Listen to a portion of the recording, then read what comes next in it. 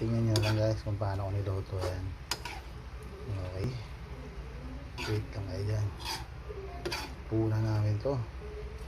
Napakalasa nito guys. Antayin nyo lang.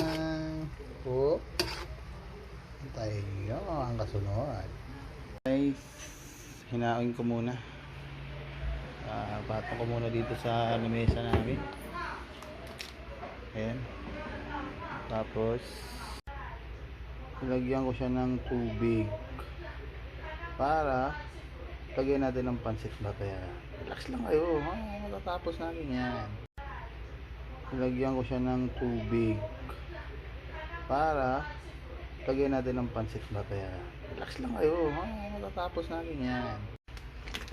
So ayan guys, kumukulo na yung napakulo nating tubig. So lalagyan na natin ng pansit bato. Ayan, pansit bato. Galing made in China yan guys. Dito to yan. Made in China yan.